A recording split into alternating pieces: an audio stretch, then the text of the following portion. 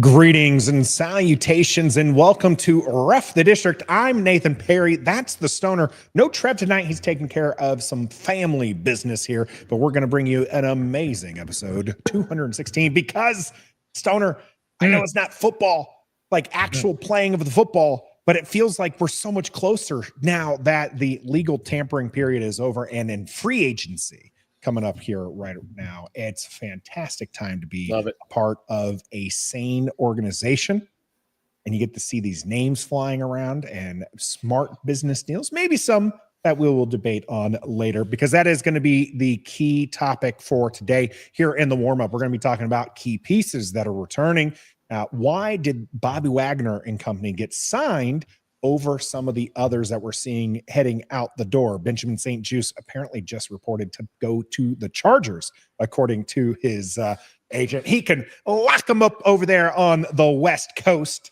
In the regular game here for us on episode 216, we're going to be talking about the big names that Washington traded for, and they signed, not their own guys, the ones that came from outside the organization. Why them over others? And in the cool down, we're going to be talking about who's next, because Stoner, there's a lot of holes still on this roster, even though some of them might have gotten filled here in the opening stages of free agency. Who is going to help Washington regain a spot in the playoffs next year? Of course, if you think that they're playoff bound, you might want to put some money to that. And you can, of course, go to Bet Online, the world's most trusted betting platform and your number one source for all betting on all things March Madness. Whether you're a seasoned fan or first-time bettor, Bet Online is your ultimate game day companion with the largest selection of odds on everything from college basketball to a $200,000 bracket contest. $200,000. Bet Online continues to be your number one sports betting source. From every Cinderella story to every hat trick, Bet Online has you covered with odds, stats, and more for every game, every play, and every win, every Ovechkin goal. We're nearing single digits there. We're at single digits. Oh, we're at single digits. Did I miss that? I must have missed that, but we're in single digits now. So get to Bet Online because the game starts here. Let's go to our Washington Commanders. Actually, let me first share the fact that we got some lovely people here because we're streaming live, of course, on YouTube and Facebook, as we always do, 7:30 Eastern. Of course, you can find us on your favorite audio platforms as well. But as Stoner's going through some of them, we got Lockdown Lost, Scooby from across the pond, Teflon Don, Doug in the house here, Melvin, good to see you, Tommy T. F. Dallas, I appreciate that name. JG here, Uptown Dre here in the house as well. We appreciate you all joining in live. Make sure you've already hit that like button. Make sure you're sharing with your friends. And don't forget to subscribe to the channel as we continue to bring you some good content. Yes, 9 is a single digit. I must have missed this. Got a lot going on in my life, but no more extra hair. Oh, thank God. That was driving me crazy. Looking a lot cleaner these days here on Ref the District. The show went well. Good. I was a wolf, so I had to be shaggy. No longer shaggy. Shaved off that excess weight. And so did Adam Peters with some of these contracts that he managed to avoid. Jonathan Allen, one of the first ones kind of let go here for the Commanders. Yeah. No one on the roster really. So we're going to talk about the people who are going to try to replace him in the game. But why would we let him go, who's been seen as a leader of this organization for his entire tenure that he's been here? Now kind of took a step back, of course, injury. So he wasn't out there with the team as much. But Bobby Wagner comes in and is immediately, I mean, he's a green jacket guy, right? He's a Hall of Famer, but he comes in and he just gold jacket too.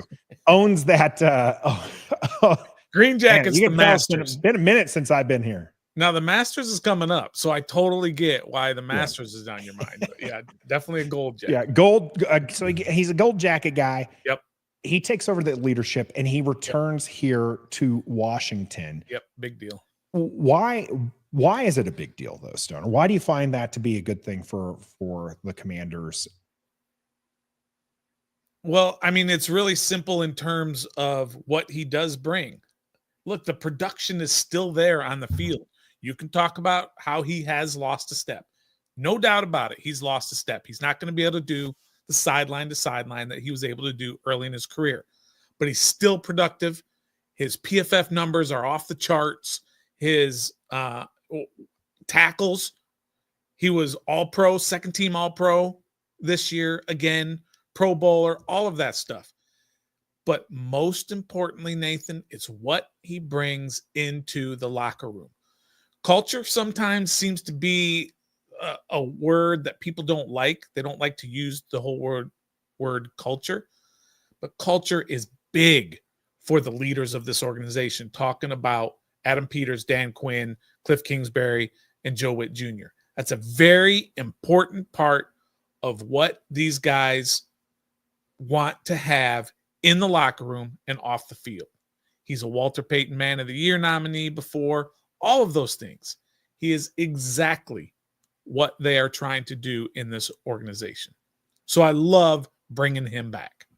I think it's a wonderful signing. I'm not trying to argue against it here. Sure. I will say that, I loved that they brought him in last year as a tone setter.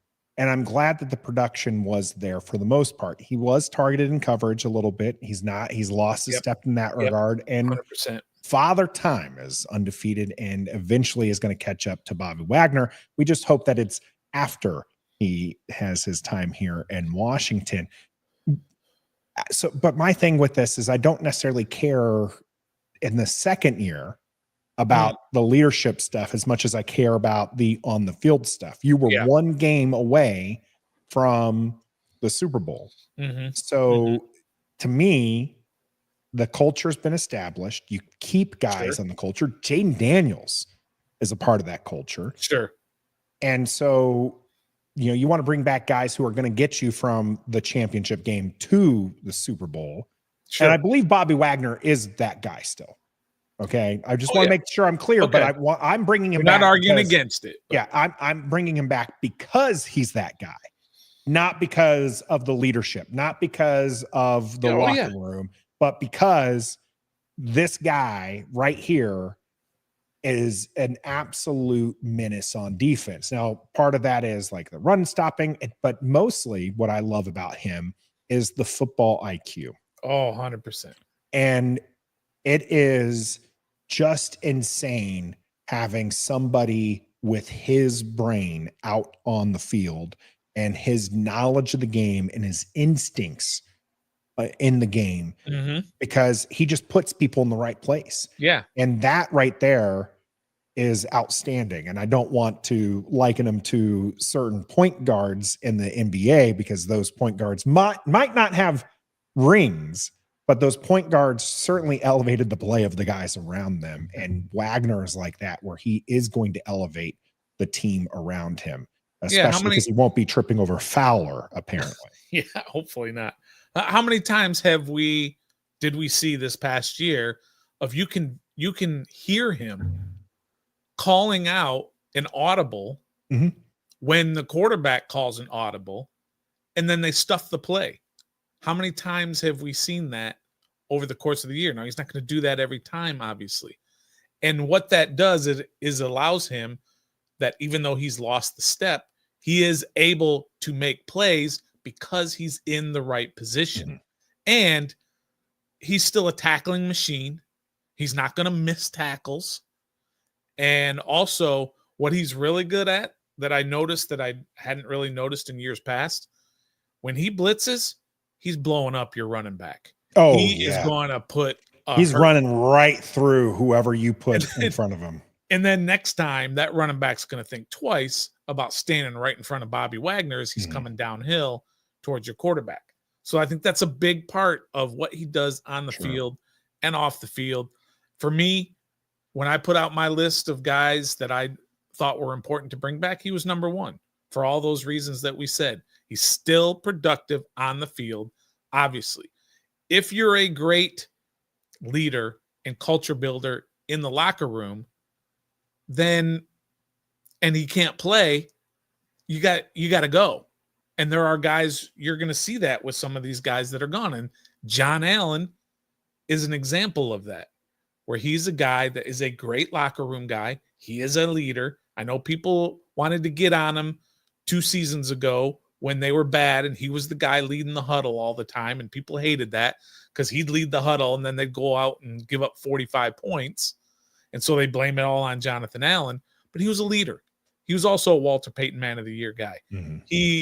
He was good in the locker room, all of that. But when your play diminishes and you have a big cap number, you're gone. We need the production on the field, and that's what Bobby Wagner does. Yeah. Production on the field and also somebody good for the locker room on the other side of the ball. Zach Ertz coming back here, 1 year deal for him. I didn't mention this. Bobby Wagner, 1 year up to $9.5 million. Nice little bump. Nice little bump. With $6.25 million for Zach. Now, lots of incentives with his, and he managed to hit those incentives earlier. I'm sorry. Let me talk about Scoobies. I went to another page, so I forgot to talk about this. Scooby on Bobby Wagner here. I love this here. The first 2 yards in your head kind of thing is Bobby Wagner, where he's just there. And I mentioned that Fowler trip up. If Fowler doesn't get blown up by the left tackle, Wagner gets the Wagner offensive tackle. Wagner takes down Saquon Barkley. Or if Fowler doesn't jump to the inside rather than setting that edge, maybe Fowler makes the tackle. Sure. But he went inside, trips up Wagner, takes 2 people out of the play. Saquon Barkley doesn't need a big hole to make a big play. And he had a small hole, or he had a big hole, and was able to obviously run guys over downfield as well. Yeah. Mass collector moving on to Zach Ertz here. Laying it out there last season. Very good season for tight end, 600 yards and a touchdown. Reliable red zone target, which is exactly what Washington needed. He's back here for the offense. So is Jeremy McNichols and John Bates, all for the people who may or may not be seeing some time on the field. Marcus Mariota coming back for a 1 year, $8 million deal. We're going to get to Mariota in a separate category because he's not impacting the on the field play. Okay. Right. Well, his own. Yeah. His own. For yes. Sure. Zach Ertz coming back, running it back here with Washington. Do you like that move, especially just on a 1 year deal? Yeah. Zach Ertz, again, when they signed him last year, it was kind of like, I'm not sure if he's going to be able to overcome the injuries from the last few years. Maybe he's washed, all of that, and totally acceptable to have those thoughts. But he was awesome. He played in every single game. He did get knocked out of a couple games a little bit early. He was super reliable, great for Jaden. He said he had a blast playing with this team last year. How many of those catches did he have that were those low throws that Jaden was throwing? I mean, even the game-winning touchdown that got Washington into the playoffs against Atlanta in overtime was not an easy catch down towards his shoe tops. But Jaden Daniels trusts him, not only to make the catch, but that he's going to be where he's supposed to be every single time. And so if you have that production, you stay healthy, and you want to come back and play another season, it's a no-brainer. He's not a lot of money. What did you say? $6-something million, $6.25 million. I got some fun facts for you here. Easy. All right, let's hear them. All right. I'm going to give you some names that are just above him. So maybe not facts, I guess these are facts. But you tell me, is Zach Ertz better than are they better than this player? Is Zach Ertz better than this player? Okay. Because these are people he's earning less money than this season. So right now, is he better than this player? Yes, right now, is he better than, is he going to be more productive than these players making more money than him? Okay. First one right above him, Tyler Conklin. Yeah. Josh Oliver. Absolutely. I don't even know who that is. Vikings, 28-year-old. Colby Parkinson. Oh, yeah, absolutely. Kyle Pitts. No. Okay. Tyler Higbee. Yes, he's better than him. 32 years old. I think Tyler Higbee, a lot of people remember him when he was in his younger and he had all this promise. He's 32 years old now. Yeah. Wow. Okay. Yeah, so he's 3 years behind Zach Ertz, but he has not had the career that Zach Ertz has had. Mike Gesicki. Gesicki's good. No, I'll say he's not better than Gesicki. Okay, Hunter Henry. Yeah, probably. Hunter Henry's pretty good, but even. Yeah. Another one that's 31 years old. Man, where did time fly with these tight ends? I know, right? Dawson Knox. No, he's not better than Dawson Knox. Taysom Hill. No, definitely not. Jawan Johnson. Probably not. No. Noah Fant. Yeah, definitely. Dalton Schultz. Dalton Schultz is pretty good, but he's kind of been forgotten about. No, I'd say Zach Ertz better than Schultz. Okay. Freiermuth, K-Met, Njoku, Andrews, Goddard, Kittle, Hawkinson, and Kelsey are the rest of the list. So we're just going to breeze through those. Zach Ertz, like mentioned, they're earning less money than a lot of those players he is going to be more productive. He's going to be on the field, and he's going to be a key piece to this offense yet again.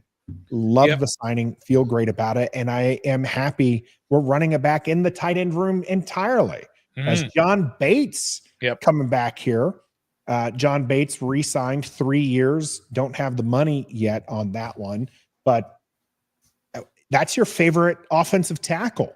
Yeah, John Bates. And John Bates is an offensive tackle wearing a tight end number, and that's basically what Zach Ertz said when he was talking about him in his press conference. He said he's the best blocking tight end he's ever seen.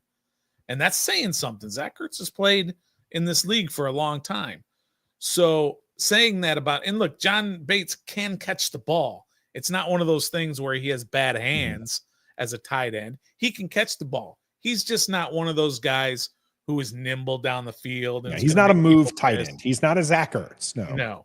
So, but it's important. These guys are important. John Bates is an important part of this team and what Washington wants to be. Tough, physical, and they're going to get back to running the ball with some of these other moves that they've made as well. So love the John Bates signing as well. 3 years, not a whole lot of money. Draft pick, 5th round. Was he maybe 4th, 5th round? Great pick, Ron. Sorry. You got to give him his flowers on this one. Ron Rivera made a nice pick with John Bates in the 5th round, and he's got a second contract here in Washington. How many Ron Rivera picks got a second contract in Washington? I'd say Cosme, Bates. Is that it? Are those the only second contract with our team? Yeah, with Washington that they were good enough to stick around for that, especially with a new regime in place who doesn't play any favors with those other guys that Ron drafted. But yeah, John Bates is a great addition, a great keep for this team. Yeah, 27 years old, so the contract gets him to his 30-year mark here. I think one of the things I really loved about, and I'm going to get to Hot Fever's comment here in a moment, but one of the things I liked about this particular signing is across the league, I was listening to or watching some fan bases bemoan the fact that John Bates was removed from free agency. That that was a target they wanted their team to get because he was, in their eyes, the best blocking tight end, and felt that was the addition that they needed from their team that they could have gotten on cheap and gotten a good quality, offensive tackle adjacent, which is exactly what Hot Fever here is talking about. From Hot Fever, I honestly like us bringing back Bates for 3 years. The best, it's a commitment signing him, and Tunsil together upgrades our O-line so much. Just waiting to see how Coleman does at left guard. Now we're going to talk about Coleman and how Coleman fits into all this when we get to those free agency signings. So you're going to want to stick with us on that one. But thanks, Hot Fever, for that comment there, talking about John Bates coming back. A lot of people are kind of confused because Ben Sinnott was drafted in the 2nd round pretty early. Pretty exciting pick for a lot of people. Mass Collector here. Keeping the faith, though. I still think Sinnott will be relevant eventually. I agree, Mass Collector. It is interesting because we always talk about Stoner. Don't listen to what they say.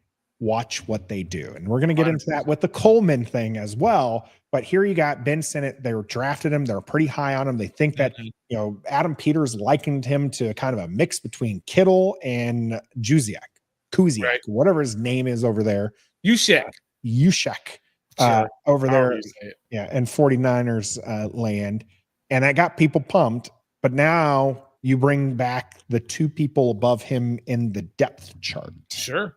He's still tight end 3, Nathan. Mm-hmm. And let me throw some fun facts at you about Ben Sinnott, or questions, I'll say. Throw it out there. What do you think? How many catches do you think Ben Sinnott had last year?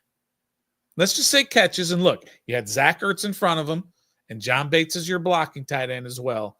But with Zach Ertz having such a good year, how many catches do you think he had last year? 7? I don't know the exact answer, but I think you're right. It's either 5 or 7. It's one of those two. I think he did have a touchdown, though. Yeah, he did end up having a touchdown for Marcus Mariota, though. Right. So that's all he had in catches. Now let me ask you another question. Okay, fine. 5 receptions, by the way, is 28 yards. Yeah. And 5 for 28 in a touchdown. Not in the last game. In the 20 or in the 17 game regular season. But here's another question then. Okay, he's not Zach Ertz, right? He's not getting out there, and Zach Ertz is getting all the attention. Okay, you can use him other ways, right? That was just what you said. There's so many different ways that you can use him. What do you think his snap percentage was? This one I know. What do you think his snap percentage was? I want to say it's probably higher than most people would think with the 5 catches, but I'm still going to put it rather low. We did run a lot of 2 tight end sets, and he was out there used as a blocker quite a bit. I'm going to go 37%. You wish it was 37%, 27%. I was off by 10 percentage points. Think about that, though. That's a very, very low number. Now, I get it. He's tight end 3. But you didn't draft him to be tight end 3. Mm-hmm. And it's 1 year. It's 1 year. The potential's there. There are no red flags on him in terms of, is he not willing to work for it? Is he a problem in any way? No. I still expect him to eventually, as I think it was it Mass Collector that said that? Mass Collector said eventually. Yeah, eventually he's going to get there. I mean, Zach Ertz can only go so many years, and this is a second 1 year deal. Most likely there's not going to be a third 1 year deal. And so he's going to need to step up and fill that Zach Ertz role. He wasn't brought here to do the John Bates role.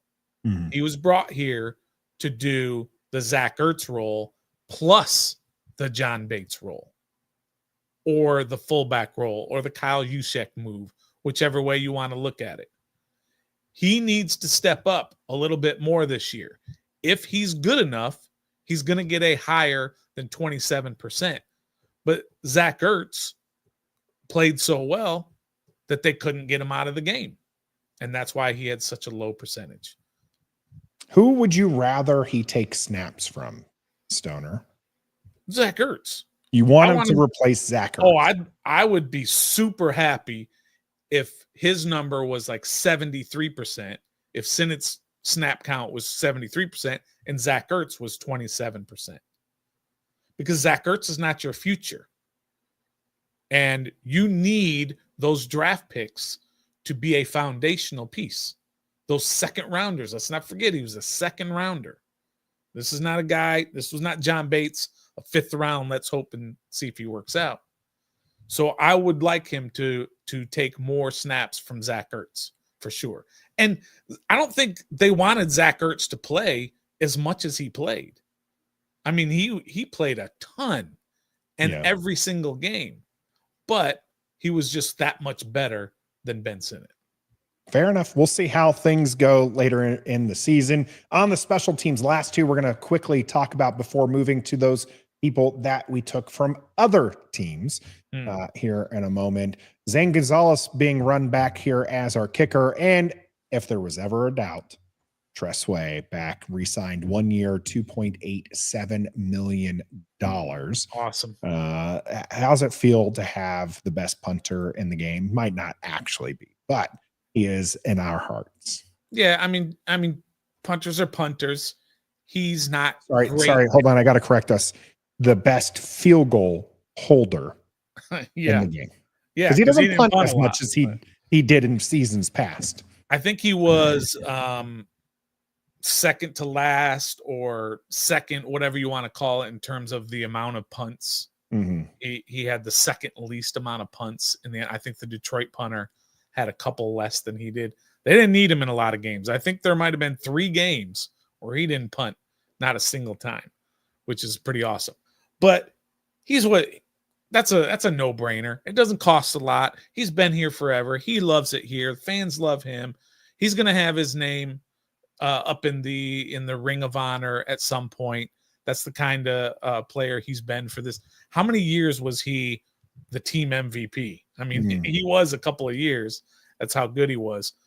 He has definitely regressed a touch, but not to the point where you need to go find somebody else. So definitely, it was only a 1-year deal. That was kind of surprising to me. Yeah. I thought they'd give him 2, maybe even 3, but he is older. He is kind of up there in age at this point, 35 years of age. Sure. I think people forget that he's been around for more than a decade, or he's been around for quite some time. Yeah. He's like top 10 in pay for the year too, by the way.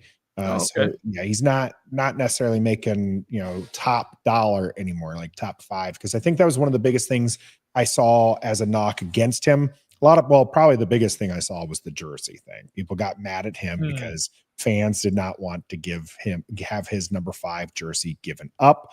And really? Fans got mad that he did give it up? No. Fans got mad about other fans glazing a punter. That's fandom right there. Yes. Fans get mad at other fans. Yes. and that was the thing. But yeah. I love that he's back. Of course, Boomer Sooner and all that good stuff. But that's true.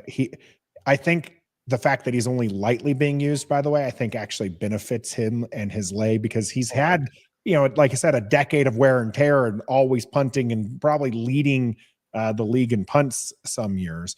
And, to, like you said, second to last in there. So that was great. And yes, Tress Way was great on the trick play to Ben Sinnott. That was one of Sinnott's catches, huh? I can't remember. That was Ben Sinnott. Oh, that was a playoff game too. Right? It was the playoff game. Yeah. So just remember this: Tress Way actually has more passing yards than Dak Prescott in an NFC Championship game. That's right. Just remember that. And then what happened after that play? I'm just trying to remember. Did somebody fumble on the next play? Probably. Let's not relive that. Let's just remember the greatness of that one right now. Now, Locked on Law is getting on you here, Stoner. They are in win now mode. Yeah. Why are we talking about the future? Well, that's what we're going to be talking about here in the immediate future. Is Washington in win now? Some of these moves they've made certainly seem to be the case. Stick with us here for the game.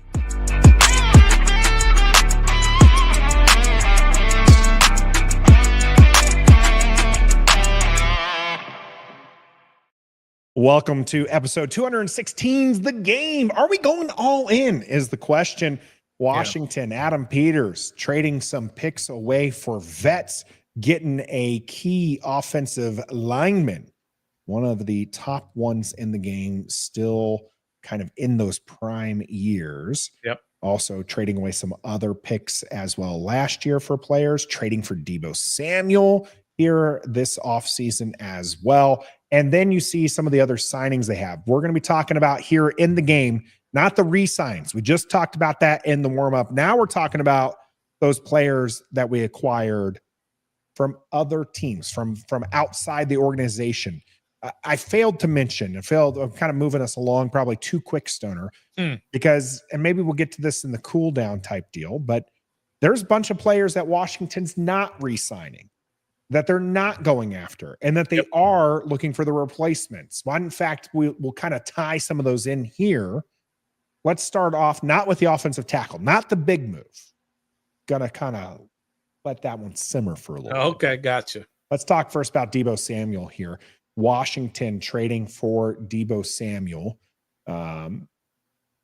Yep. They had a choice. They could have kept Noah Brown, Dyami Brown, OZ. I mean, they still have a chance to keep some of those. Dyami Brown has signed elsewhere. Why go after a Deebo Samuel when you had players familiar with the offense, players who were productive in the offense? What does Deebo Samuel bring to the team that maybe those others did not?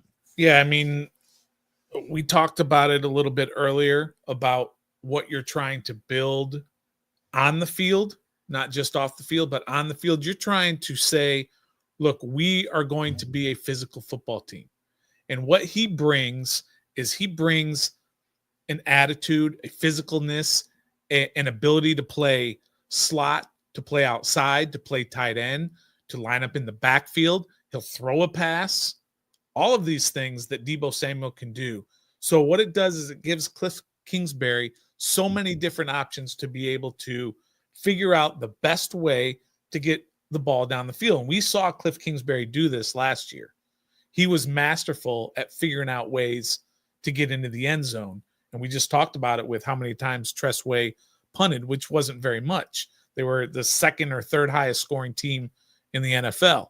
But he brings that ability to basically do anything you want to do. And he takes pressure off of Terry McLaurin being that guy that everybody's going to pay attention to. And even when they do that, Terry McLaurin still finds a way to get it done. But now maybe he can have a little bit of pressure taken off of him. And also what Deebo Samuel does is it allows you to not have to worry about the running back room, because now he's running back 3. Mm-hmm. So you don't necessarily have to keep as many running backs as originally planned. Maybe you were going to keep 5, 3 on the active, 2 on the practice squad. Well, you've just opened up a spot because he can be running back 3 every game if need be. Yeah, Jeremy McNichols might not be suited up because you can have Brian Robinson, Eckler, and Deebo Samuel. So you get some flexibility there. Yeah, if you need another offensive lineman for a certain game, or you need an extra linebacker, whatever it might be. And so he brings all of that. And he brings attitude. And guess what he brings more than anything? It's a contract year. He brings hunger to the field. He's lining up for his next big contract and his last one. And so that's what I think is a big thing that he's going to bring to Washington. Besides obvious what he can do, he's the best yak guy, one of the best yak guys in the entire league. So great pickup for a 5th rounder. For a 5th rounder. Basically, as I think we talked about it when this first happened for Dominique Hampton. Yeah, that's who you traded him for. Or Cole Turner. Yeah, Cole Turner. You're going to do it 100 times out of 100. Yeah, absolutely. Washington also made a trade for tackle Laremy Tunsil. Oh yeah, we haven't even talked about this one. This is the first time. We get to talk about it. Okay, yeah. Deebo we talked about in your video. Deebo we talked about last week, so I'm not going to linger on Deebo Samuel right now. Let's talk about Laremy. Yeah, a 30-year-old offensive juggernaut on the tackle spot. Mm-hmm. That he is over a 3-year period, he's like 2nd in sack percentage allowed. Like he's just a monster out there. Yeah. Yeah. I mean, listen, it was a trade, but it was during basically the free agency period, the legal tampering period. So it counts kind of during free agency. It's the biggest move in free agency for Washington. It's their biggest move and their most important move.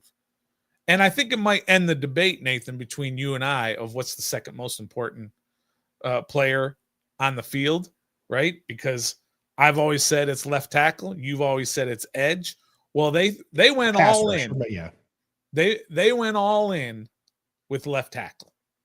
And when we talk about whether they're going all in or not, this is going all in because he's only got 2 more years on his contract. this year and next year. And he's 31 years old, or he's 30. I think he's going to be 31. Yeah. This is not a move for the future. You gave up 4 draft picks for him, a third this year, a second next year. You got one back. I think they got a 5th rounder back for him. It was a 4th rounder this year. 4th rounder this year. Right.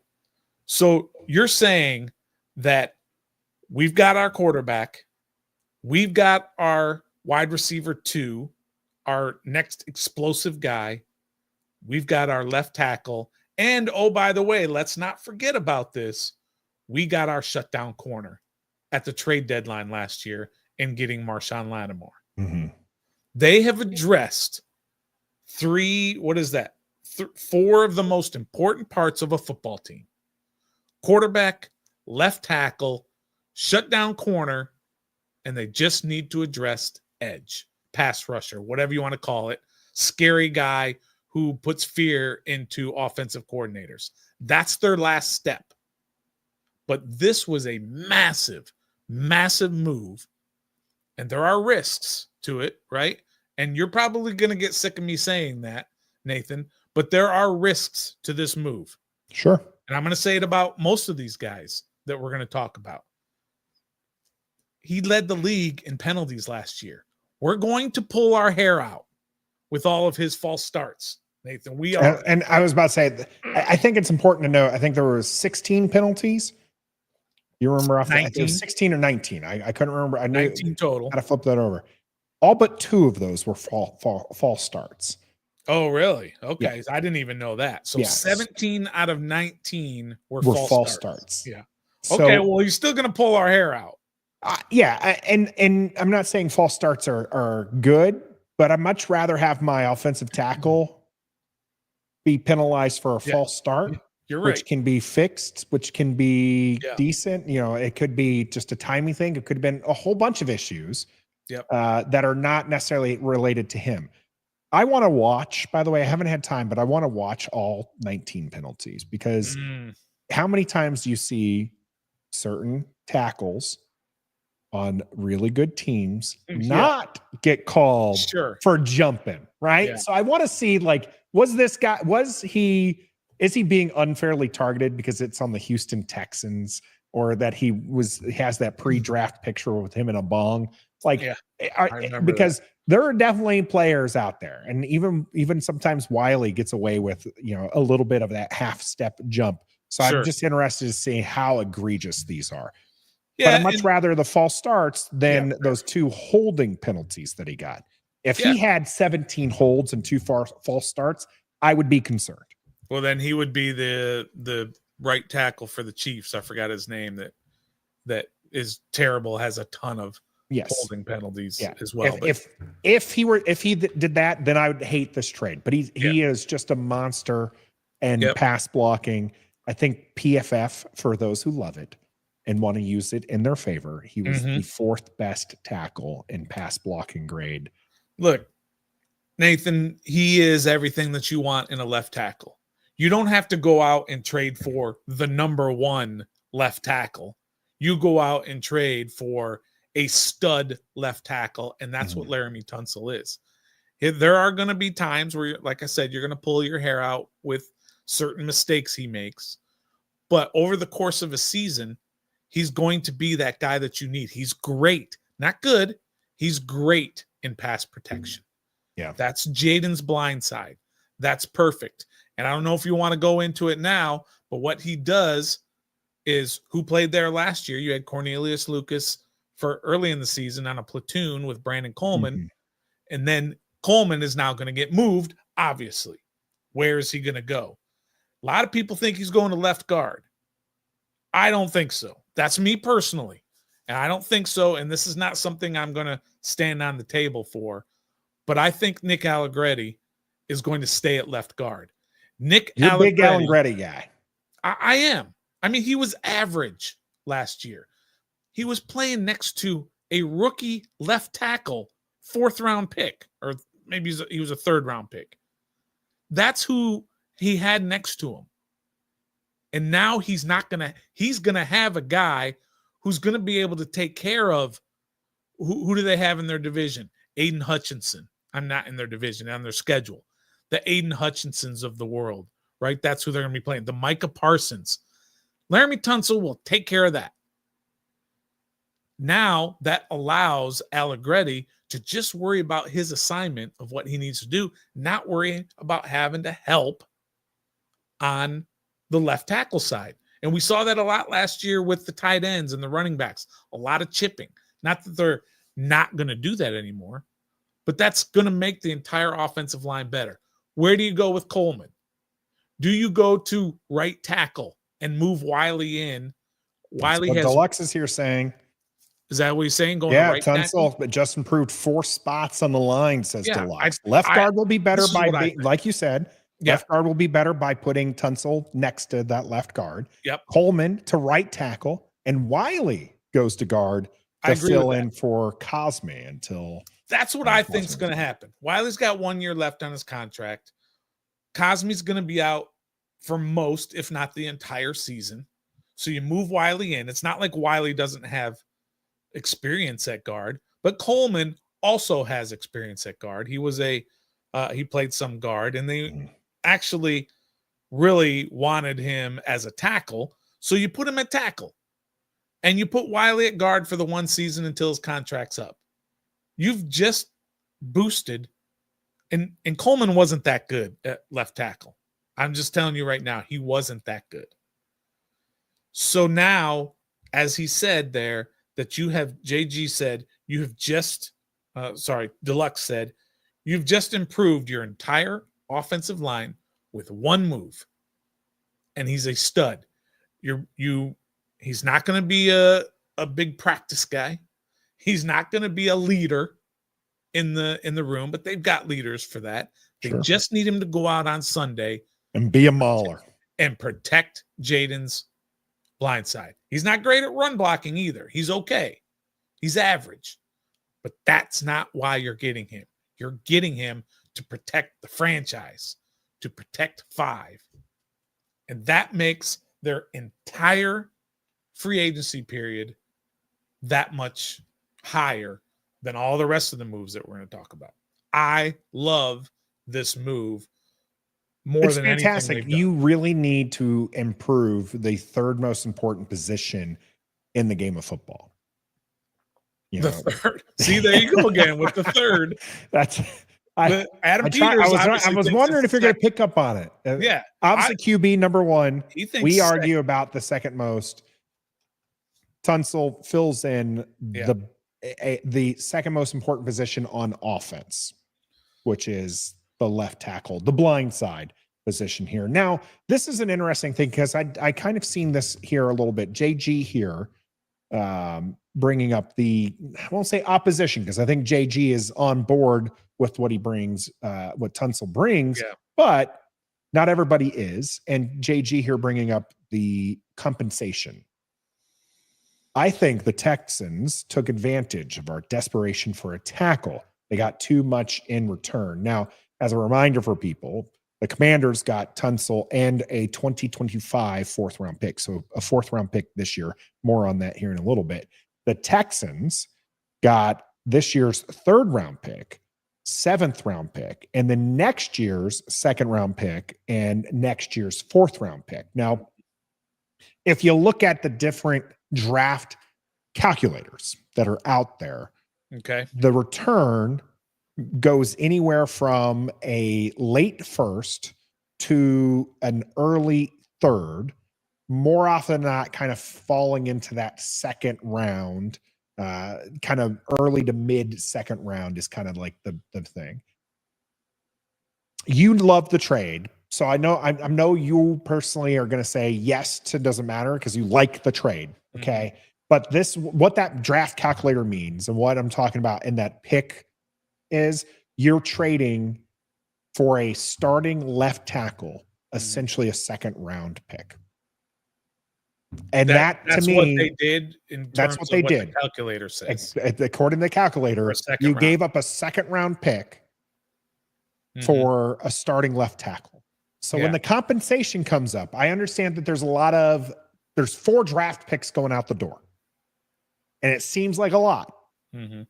But when you actually do like the math on the value of those picks, Tunsil, a guy who you're hoping is going to be your left tackle for the next 3 years at least, right? Because he's 30, going to be 31. You've right, seen only on a contract for 2, but yeah. Yeah, but what I'm saying is like you're 5 probably, years, if he plays well and he meshes with the team, you extend him. Tackles can play to 34, 35 years of age. Yeah. And play well, right? Absolutely. And so you gave up a second round pick for that? You're telling me you wouldn't give up a second round pick to have a starting top 10, top 5 left tackle in the game? That's what they go for. That's the price that you pay to get a guy like that.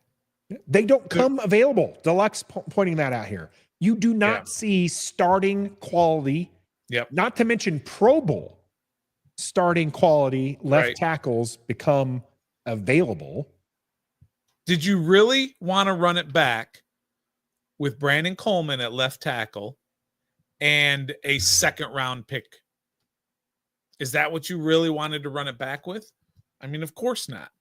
This is one of those things where when you look at it from, what do they call it? Like from the 30,000 foot view, right? You might want to say, oh, they took advantage of the Commanders' desperation. Well, the Commanders are going all in. And Houston, all of a sudden, looks like they're going backwards. They traded 3/5 of their offensive line, or got rid of 3/5 of their offensive line. And they're rebuilding because it didn't work for them for whatever reason. It worked out for both teams. To be honest, I know we're not talking the Texans here, but it seems like they did watch CJ Stroud get pummeled. And so I understand wanting to make some moves, but it is crazy that they are just blowing it all up and hoping for the best next year. Just crazy to me. Let me give a shout out, and we've shouted him out, and we've actually had him on the show before, but Mark Bullock, who does great tape review. He's an English guy. Yeah, go check him out on Twitter for sure. I think he was actually on Al Galdi's podcast recently too. If you check out his film review, you can see what Laremy Tunsil brings to this. But he put out, which I thought was great, and I probably should have bookmarked it and showed it right here. He said, this is the definition of the season for the Houston Texans last year. In the line of scrimmage, I'm just going to make up a number. The line of scrimmage was a 20-yard line. And CJ Stroud was 11 yards deep with the ball, right? And you had 4 offensive linemen and 4 defenders surrounding CJ Stroud.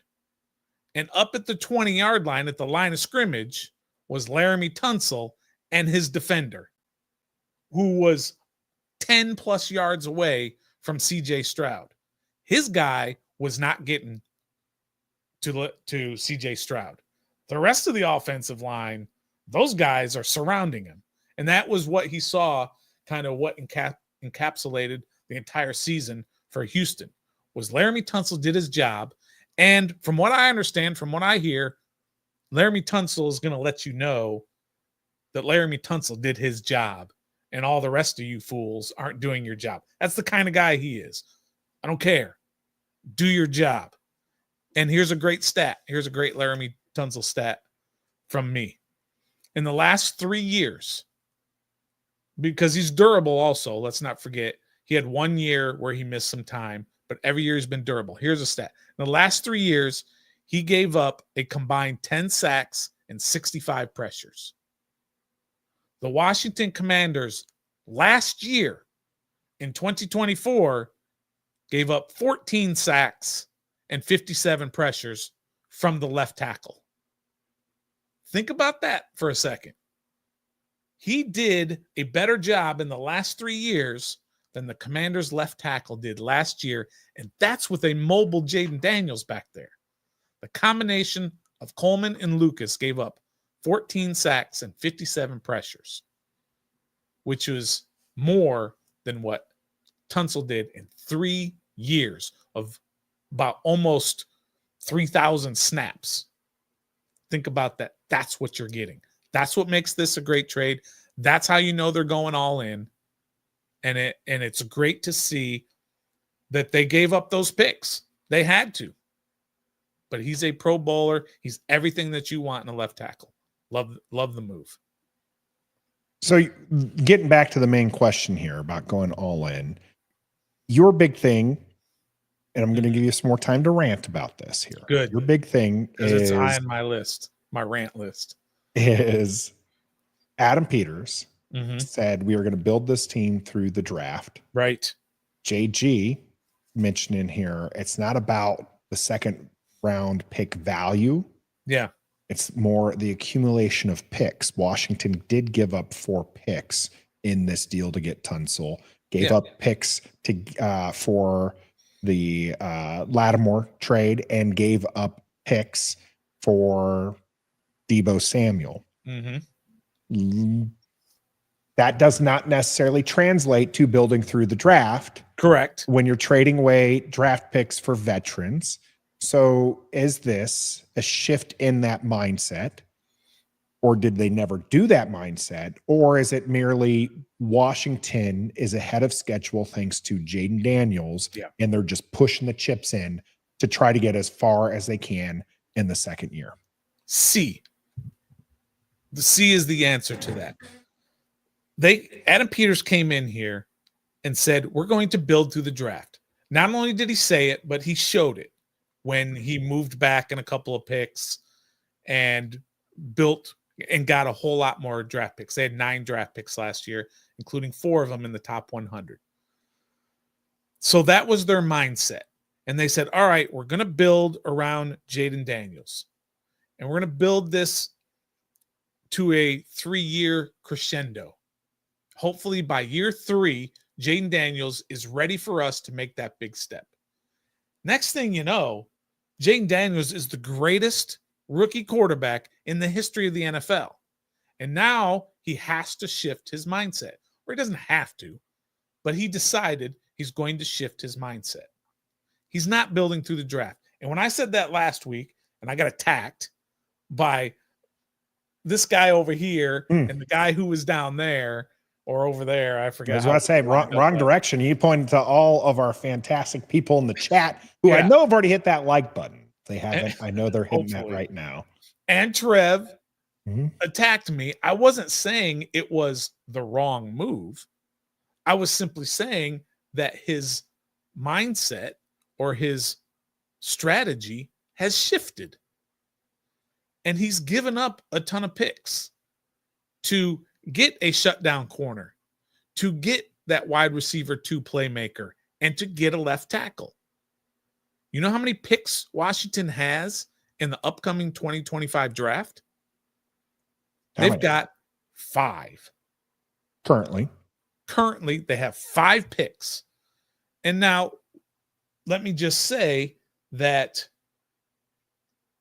over in Philadelphia, I love me some Howie Roseman. I hate the Eagles, right, as we all do. But what he's doing over there is amazing. How he's rebuilt the team twice into what they have become. Do you remember how many of their 22 starters in the Super Bowl were draft picks? Do you remember how many they were? I was about to say, I remember seeing the statistics of the last 4 teams, and Washington was the bottom, like 23rd out of 32 in homegrown talent. Yeah, but that was like first and second rounders. But I'm just saying, just draft picks in general that were starters on a Super Bowl winning team. 15 of 22 were homegrown starters. He did what Adam Peters said he was going to do. He built through the draft, and then he filled in little pockets here and there to get what he needed. On offense, Saquon, A.J. Brown, Jahan Dotson, believe it or not, who was wide receiver 3, and Mekhi Becton, your right guard, were the 4 free agents or trades. And on defense, there was only 3. And that was your linebacker. What was his name? The guy who just Bond, right? Zach Bond. And guess what? Of the other 2 were both original draft picks who left and came back. And that's Darius Slay and then Gardner Johnson, their safety. Those guys were actually draft picks, but they left and came back. And so that's what they did. And you know how many picks they have this year in the 2025 draft? Do you have any idea how many picks the Eagles have? They have 12. And you know how many are in the top 100? 5. Oof. 5 picks in the top 100. Washington has 2. And I know you can take those 5 picks that Washington has and you can make more picks, obviously. Likely trading that 20 out of 29, yeah. Most likely they are. But they've got to get an edge rusher. Hello. Still, now you're trading back and you're getting further away from the better players.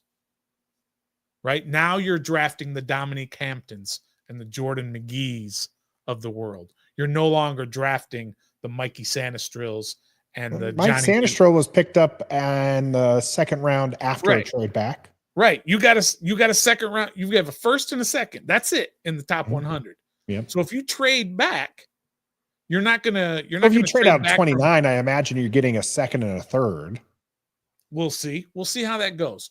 Yes, you can accumulate more picks, but the philosophy, the whole point of this is the philosophy has changed because of Jaden Daniels. He's great now. Let's go all in. Let's think about the picks they gave up for those 3 guys, for Lattimore, Deebo, and Tunsil. You gave up 7 picks and got 2 back in those trades. And 3 of them were top 100 picks. Great. I love it. I love getting established guys. You know that, Nathan. I'm the guy who says, why are you trying to draft a guy to be the guy that you already have? Why are you trying to draft a Brandon Coleman and hope he turns into Laremy Tunsil if you already have Laremy Tunsil, as an example? Mm-hmm. Why are you drafting a wide receiver 2 and hope that he can be Deebo Samuel? Get Deebo Samuel and stop worrying about trying to draft Deebo Samuel. Why are you trying to draft a guy in the 3rd round and pray that he can be a shutdown cornerback like Marshon Lattimore? You already got Marshon Lattimore. That's a better way for me to build a team, a successful team. Sure. So I love the shift in philosophy, but make no mistake, it is a shift in philosophy. They are going the free agent / trade route rather than build through the draft. They just are. And I love it. Well, we promised we're going to get better on that. Sanristrill, whatever we want to say, we're going to say it. Sanristrill. So I am behind here in some of the comments. That's normally why I do it. That's why I'll probably continue saying Laremy instead of Tunsil, just because I know one of these times I'm just going to call him Tonsil. It's just going to happen here. I'm not going to mess this one up. Teflon Don with a $1.99 donation. We appreciate it. This was earlier, so I apologize. It got buried. You guys are doing a fantastic job in the chat, but I got to make sure I get to those super chats here. And Teflon Don with the $1.99 sitting there saying, "Hail to the Redskins." Adam Peters is a baller. Cowboys are cheeks. That's a bad thing, right? Bad thing. I don't know what saying their butts. They're up. They're the A word, Stoner. Got it. Is what it's talking about. Remember, last year it was a certain somebody saying that his team was going all in and did not look very good for that team. And they traded way higher picks than they should have for players who are not worth it. Remember fourth for Mingo, for instance? I think it was a fifth round. Maybe it was a fourth for Mingo. It was a fourth for Mingo. Yeah. We traded a fifth for I know there's the age gap and people will try, especially Cowboys fans, will try to argue about the value between the two. But come on, Deebo Samuel for a fifth is a heck of a lot better than Mingo for a fourth, no matter how you want to cut it. And got a third for Jahan. A third for Jahan. For at best a wide receiver 3 who caught maybe 20 passes all year. Yeah, so that was a great move. By the way, did you hear that stat? And again, I'm not going to be able to get the exact thing, but it's been since 2015 since the Cowboys have signed an outside free agent to a contract bigger than $8 million a year. And since 2015, the salary cap has gone up $135 million. And they haven't signed anybody outside of their organization for more than $8 million a year since then. And that was Greg Hardy, who was a complete bust with them. And they signed him for like, I think it was a 1 year, $8 million deal or whatever. They signed their own guys, give them credit. Yeah. But they signed them to such big contracts that they can't. There's a couple double-digit win seasons in there, so you can't really fault them too much. But yeah, very interesting on that one. We'll appreciate you, Don, with the chat there. And then Bet Boy Tony C with the $5 super chat. When you have a top 5 QB under his rookie deal for as long as we do, you make the necessary moves to win now. Protecting him is vital to our success. And I think Bet Boy actually had a follow-up to this that I really liked, and I shared, which is that, or maybe it was Deluxe here, to kind of, put this in perspective. Stoner, you said this as well here.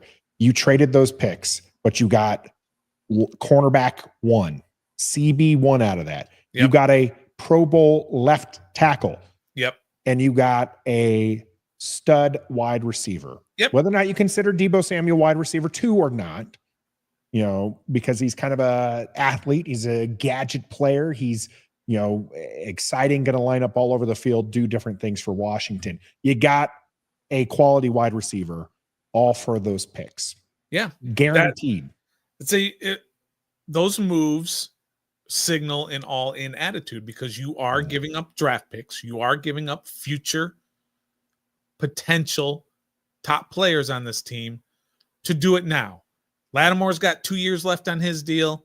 Deebo's got 1 year. Tunsil's got 2 years. So you got to do it now. What if you can't re-sign these guys? Or what if they turn out to be busts? Either way, then you don't have the draft picks to then fill in for these guys. You're not going to get a left tackle with the pedigree of Laremy Tunsil when you're picking 61st in the draft. It just doesn't usually work that way. You're not going to get a shutdown corner late in the second round when you move back and get those extra picks. Those picks that are in the 3rd and the 4th round or late in the 2nd or whatever, those are fill-in guys. Those are guys who are there to start, but they're not stud left tackles. They're not shutdown corners. So that's the whole shift in attitude and strategy for this organization that's taking place right now, which like I said, I love that because Laremy Tunsil, I know, is better than anybody they pick at offensive tackle in the 2nd round or 3rd round, i.e. Brandon Coleman. Yeah, I definitely think that while maybe I don't agree that it necessarily is a shift away from the draft aspect of this, because this is something, I think this is what Bet Boy was getting at, that now is buried up top, and I didn't do my job starring it. No, I did, because I am awesome. Well, first, Bet Boy, thanks for the $5. Let's continue on with your other part of this. You fill holes through trade and free agency. Washington had holes that they needed to do this. The draft is for high ceiling guys that can help in the future. Maybe that future is now, right? That future could be this upcoming season here. What it is what Gregory is looking forward to, which is getting to exactly what I say we should be doing every year, regardless. You should never be drafting to fill holes. Okay. You need to be drafting the best player available. I know you're going to make the stupid argument I hear about all the time. I won't. Okay. I know. I won't. But I do. You always draft the best player available. Okay. Positions you can take into account. If, again, people think that there's a hard list, right? You think you list people out from 1 to 272 or whatever, right? It's not how that works. You have buckets. And when you have people in bucket B that are still on the board, you don't go for the bucket C people. Okay. You go for the bucket B people because there's only like 4 people in the bucket A. All right. Well, how many Commanders tags did Adam Peters give out last year? Anyone remember off the top of their head? Those are your bucket A people. Okay. There's a handful of them. Right. Then you have your bucket B players. Okay. you should not be, which we've seen. Sometimes it was bad evaluation because we know that they're really high on a certain cornerback that is no longer with the team. So sometimes it's bad evaluation, but we've seen it with this team before and other teams where they go and they grab a player because they think they're being smarter, but that player was clearly a bucket B or a bucket C guy when they're should be drafting the bucket above them. Just saying. Okay. Just all right. saying. Well, here's my question on that. And maybe it's also a statement, but the question is if they keep 29, let's just say they keep 29 and their current pickups that they have at this point, which we haven't even gotten to all of them yet, which we will, right? But basically, let's just say they continue to get guys like they've gotten. I promise you, or maybe I'm asking, don't you think they're going to take an edge at 29? Yeah. So this is the Greg saying that Gregory's saying go. this. JG trying to attack me with the very common one. That's what I was. Oh, stop, right? You didn't Nathan. want What me if to do pick that, 29? Right? The best player available is a left tackle. Yeah. Well, I'm telling you this right now, JG. This specific example you used. If the best player available at 29 is a left tackle, they're going to get one heck of a trade package from somebody because there's going to be a team desperate to get that left tackle. Knowing you don't need one as well. You don't need one. So you're like, hey, call up team that needs left tackle. Or like you said, you have a bucket of guys for that 29th pick. And even though the left tackle is number 1 on your list in that bucket, you're going to go to number 2 on that list in that bucket.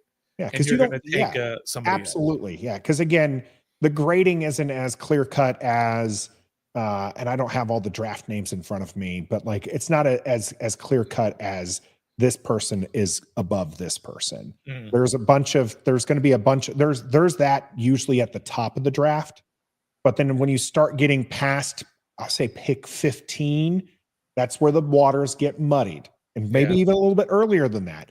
But that's where now all of a sudden the guy who might be the 17th best player in the entire draft, the distance between him and the 25th player really isn't that significant. So they're in the same bucket. That's right. So that's right. In this particular situation for Washington, and again, if everything is kind of staying the same as it is now, you absolutely have to get an edge at 29.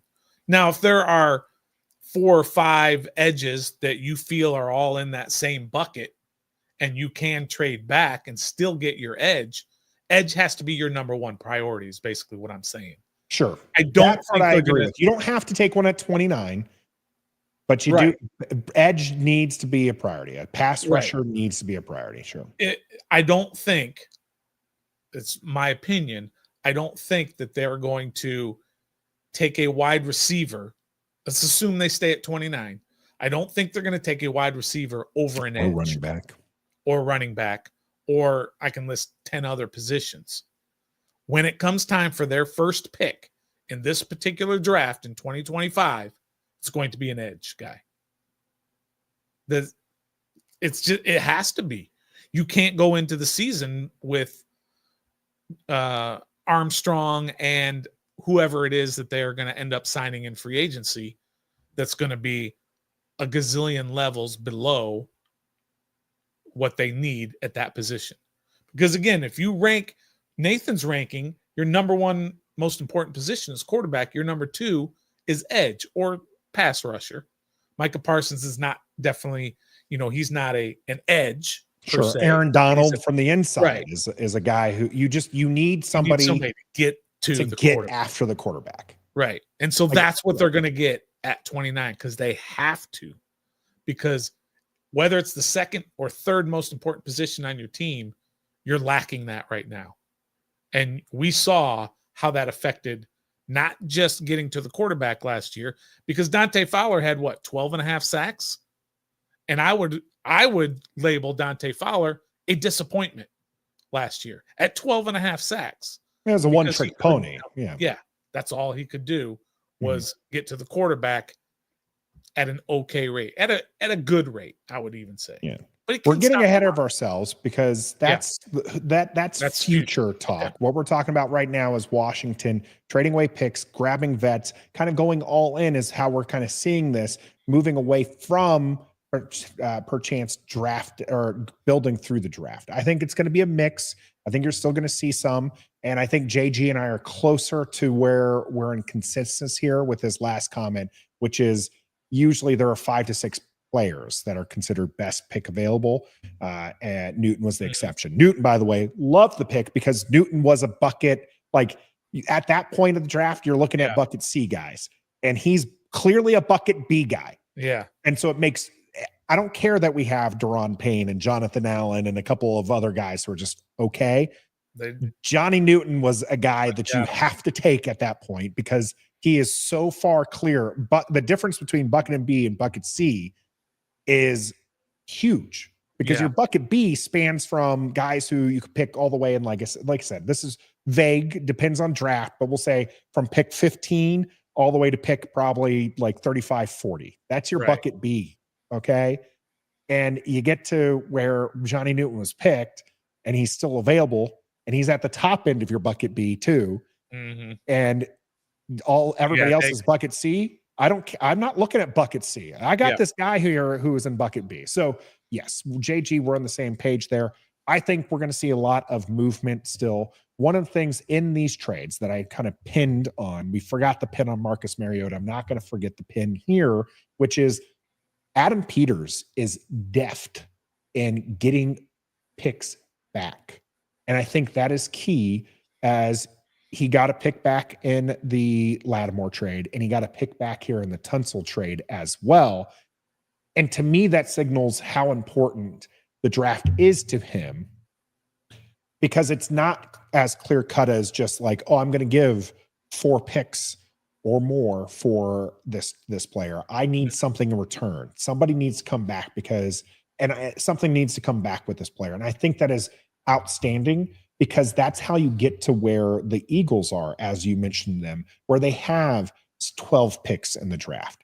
You're going to start getting compensatory picks. You're going to start moving back and trading away good players and getting a bevy of picks. You're going to start being the Sam Presti of the NFL.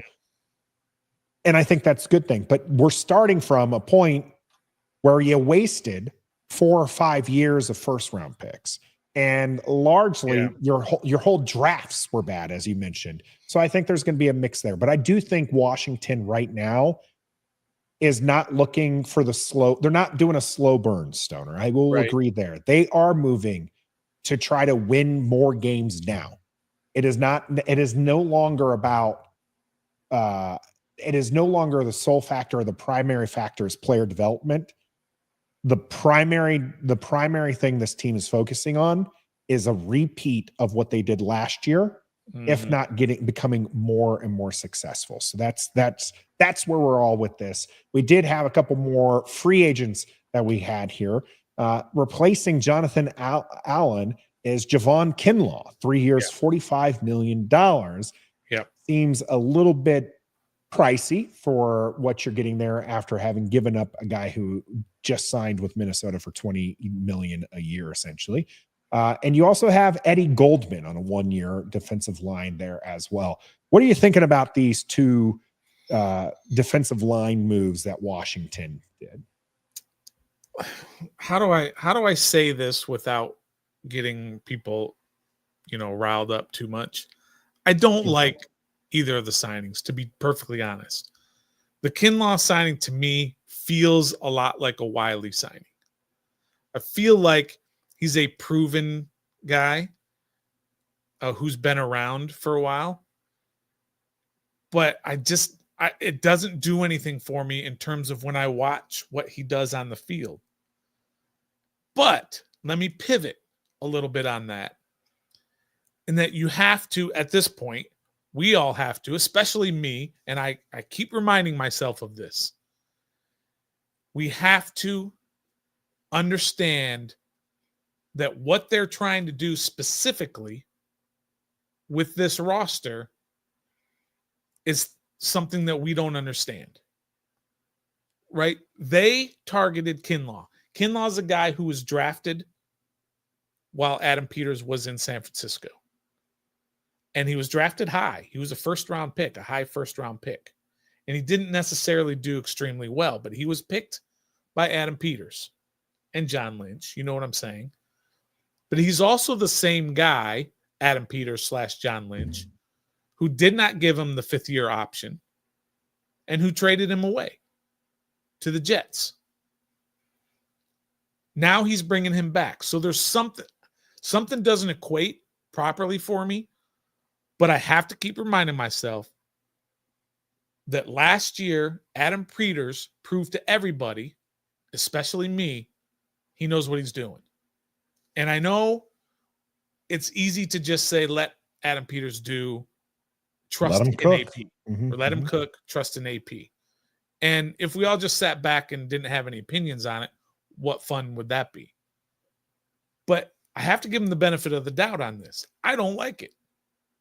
But I think they have something in mind for him, for Kinlaw and Goldman, that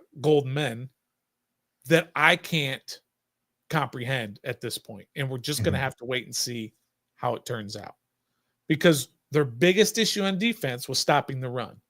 And Kinlaw is good against that. And he's good at that.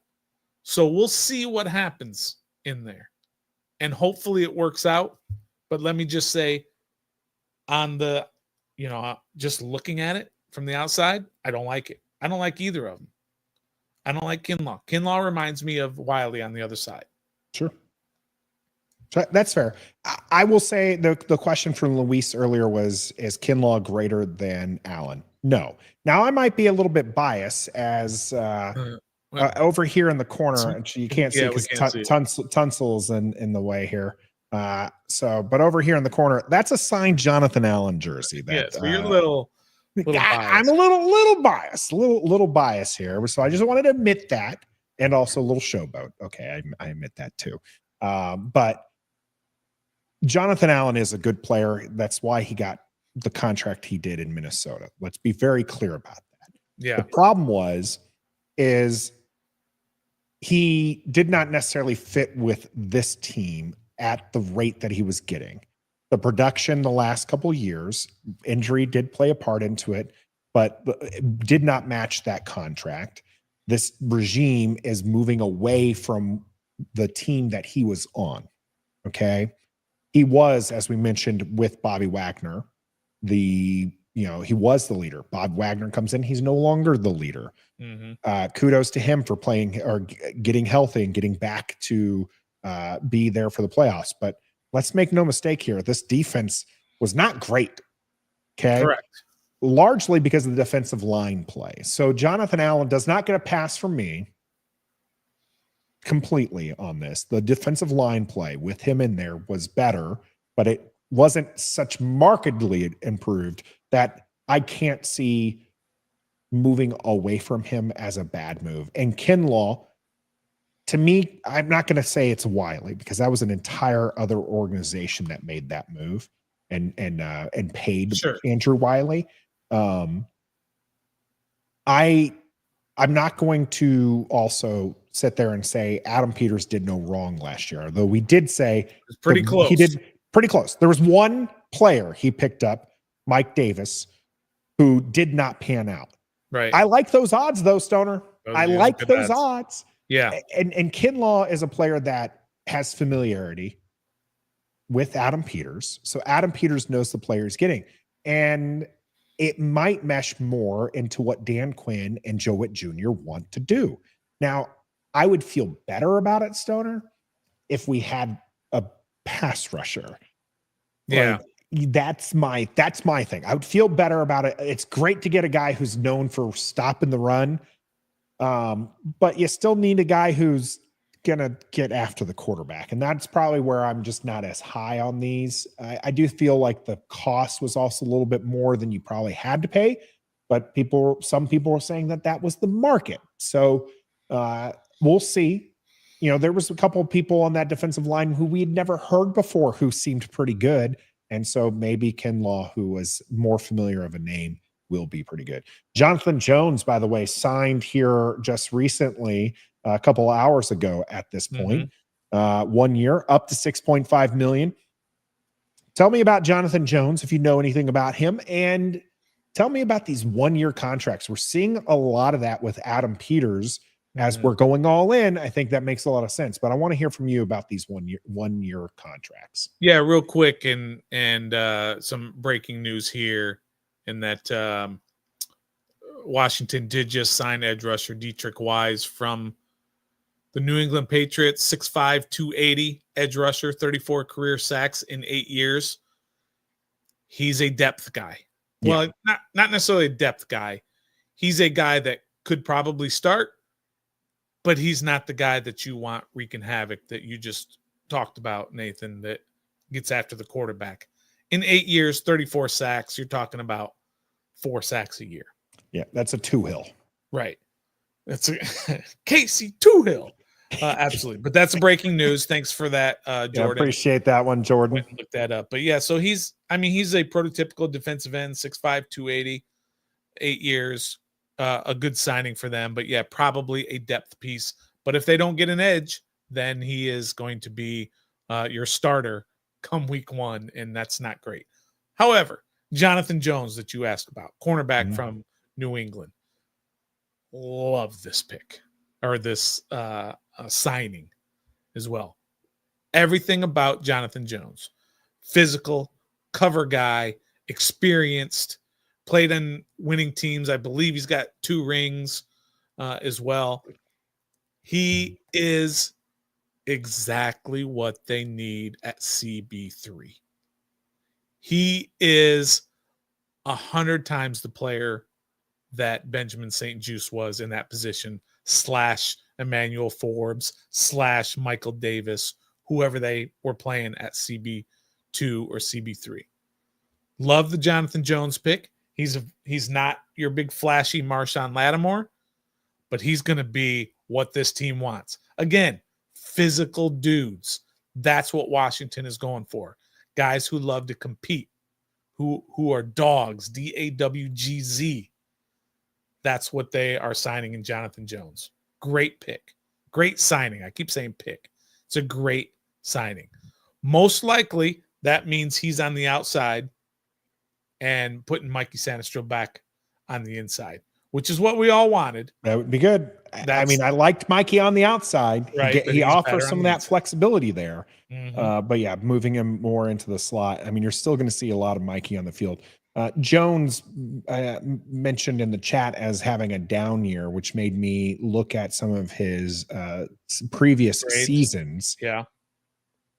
And I feel like this could be a Jeremy Chinn thing where he's coming here, especially on a 1 year deal, trying to, prove that he is still a quality player, because the 2 previous seasons, 23 and 22, he was a top 60, which would put him as a good cornerback 2 type cornerback. Yeah. So love that signing as well. Yep. The 1 year deal continues to kind of go pairs with that all in factor. Absolutely. And trying to time things up and it works well with the building through the draft. It shows that, hey, you're a quality free agent. We want to keep you, but like ideally you're going to get replaced by a guy that we're growing, right? Like it's not, we're not looking to keep a bunch of these old aging vets. We're not signing them to long deals.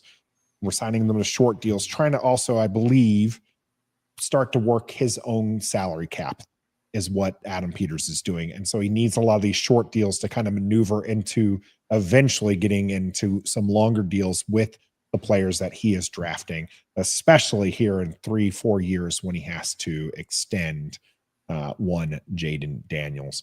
Oh yeah. So good there for Jonathan Jones. Will Harris out of the backfield, missed out on Jeremy Chinn. Likely hearing anyways, or hearing that it was likely Washington wanted Chinn back, but he ends up heading over there to the Raiders. He ends up what? Taking more money. Take more money. That's right. Always. Taking more money. Instead, Washington gets Will Harris, Not the safety you wanted. I don't know how you felt about Jeremy Chinn, but I knew that there was another one that you were interested in. So tell me about that and tell me how you feel about Will Harris coming to the fold. I'm not overly stoked about the Will Harris deal. He's a thumper, and I think he's probably a little bit better graded against the pass. He is a versatile guy. He can play both corner and safety. Again, I mean, look, I didn't like a lot of their free agent moves last year. I didn't like Fowler and Farrell and some of these other guys that they ended up picking up. I loved a lot of their moves, but there was some of the guys I was just like, I don't get this move. And they proved me wrong, and they had really solid years. Will Harris is another one of those guys that I'm not sold on. I can be sold, obviously, if he plays well, but I don't see it. I don't see it. Jeremy Chinn was more expensive, but I'll take the better player, and I think Jeremy Chinn was the better player. And maybe they didn't want to go 2 years. I don't know, right? He got 2 years, and they gave Will Harris 1 year. Maybe it's a contract length thing, whatever. But look, he's a guy that fits their mold. He's versatile. He's a hard hitter. But I don't know. Sorry, I'm not sold on him. I'm not sold on him, and I'm not sold on Kinlaw. Love Jonathan Jones. Love the trades that they made, and I'm fine with the depth guys that they got, like Goldman, and now this last one that they just picked up as well. Not sold on Will Harris, Nathan. I'm not, but we'll see. When you're talking about the strengths of the players here, and I shared some of the stats from Gregory, here 65% for Will Harris. Chinn was over 70% and allowed 7 touchdowns.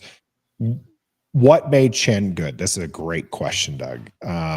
What made Chinn good was he was more of a box safety. He was a downhill safety. He was a pseudo linebacker in that regard. He was a liability in coverage. Okay. I liked him. I liked what he brought. I liked the energy. I loved the big hitting that he brings as a safety. But when he was lined up over Saquon Barkley or, another player out on the, outside or the slot, I was a little concerned. I didn't like him on tight ends in coverage. I liked him in run stopping. Well, Kinlaw as a run stopper frees up your safety to do a little bit better in coverage. And that's where Will Harris is going to come. And I like that flexibility. Quan Martin is another player who has some versatility to him. He always had to play on the top because Jeremy Chinn could not. But now you kind of have where maybe Quan Martin, because we saw it in Quan Martin's rookie year, guy can time a snap. Okay. But you can't. Last year, they couldn't afford to have him blitz because you don't trust Jeremy Chinn back there. Yeah. You would trust a Will Harris back there. So I like the move because when you're taking a look at players, would I say Jeremy Chinn is probably better overall? And I would say Jeremy Chinn's probably higher to who's the team? Was it Cincinnati that does the Madden ratings? One of the teams does Madden ratings. It doesn't matter. The Jets is the one who looks at Madden ratings. Jeremy Chinn probably has a higher Madden rating than Will Harris.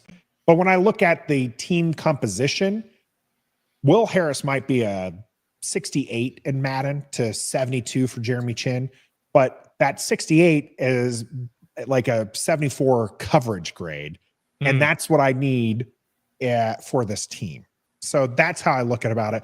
Look at me talking buckets and Madden ratings. It's just a fun time here on Ref the District. And your draft, your draft grade, not the, your analytics from the second rounder for Laremy Tunsil. Yeah, the 4 picks comes into the second rounder. Man, I'm all over the place. You got to love it, and you got to make sure you like this video here as well. Share it with your friends. Make sure they join the conversation. You guys are doing great in the chat. We talked about going all in. We talked about all of the moves Washington has made this one, let's talk about the ones that they're going to make here in the cool down. Why don't you stick with us? Grimjaw starting us off with a question about tanking. We're going to talk about that here in the cool down. Stick with us.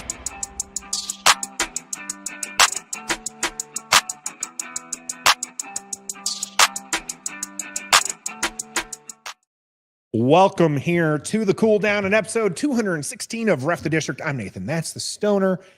And the first thing we're going to talk about is Grimjaw being an amazing audience member here with a $10 super donation. Have you guys seen the aligned vision of the tank that happened organically back in 2023 with Ron Rivera? Without that tank, Jaden isn't possible. I think we can all agree now that the tank was worth it. Correct. However, I'm always going to say however, that's not the only way to win. Sure. That way ended up working out, and you're lucky that Caleb was also a generational type quarterback and was there to go 1 to Chicago, and Jaden fell to 2 to them. But that's not the only way. Tanking is not the only way. So yes, it definitely worked out. Everything aligned perfectly, and it all worked out to get Jaden and get us to the point to an NFC championship and get us to this all-in point. But you don't have to do it that way, and not everybody does. Yeah. So this is very much a hindsight thing, in my opinion, Grim, because this is like buying a lottery ticket. And you bought a lottery ticket and you won and you're excited and you're like, hey, wasn't that great that I bought a lottery ticket? Yes, it was great because that one ended up being a winning ticket. Right. Just ignore all the other times that did not work out. Right. Okay. Right. And so that's the problem when it comes to tanking. I understand the fact that Washington was so bad and they likely made some decisions from the top. Also, just Ron Rivera was just not a very good coach at the end of his tenure. Some would argue ever, but specifically in his last year with Eric Bieniemy and whatnot, there was some decisions, right? They should have fired EB when the offense wasn't working. They didn't. They should have not have started Sam Howell, which, they kept throwing him out there, and they didn't offer him protection. And there's a lot of things that they could have done differently to win 1 or 2 more games. And that would have meant that we don't have Jaden Daniels. And so when you're looking at that, yeah, in hindsight, it was great that we sucked so bad and we got Jaden Daniels. But let's not mistake this for Jaden Daniels is not the norm. He is very much the exception. He's not the rule. Yeah. And that's the reason why here on Ref the District, we are very much against tanking. Well, just look at the Super Bowl winners. Look at the Eagles. They didn't tank to get to where they are. They didn't tank for Jalen Hurts and all these other guys that they ended up drafting. They just drafted well. And then they filled in with the right pieces. AJ Brown trade was a brilliant trade. The Saquon Barkley signing, and I saw this, which made me laugh quite a bit. I saw this with the Giants organization. He signed for $45 million originally. Saquon Barkley did with the Eagles. Well, the Giants signed Darius Slayton this year for $45 million. So you're willing to give Darius Slayton 45, but you're not saying, and that's the difference between a good front office and a bad one. But they didn't tank. The point is the Eagles didn't tank.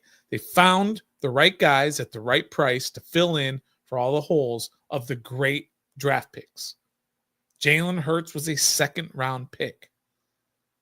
A lot of these guys are second-rounders, but there are also a lot of guys who are at the top of the draft, not because they were terrible, but because they drafted properly and made great trades.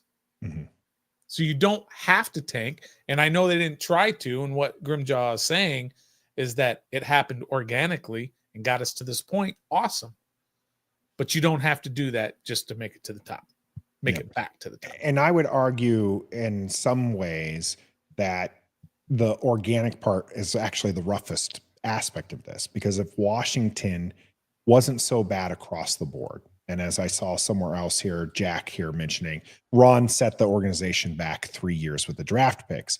Imagine if we had talent in the draft picks that this organization made, and then you organically fall to the second pick and you get Jaden Daniels.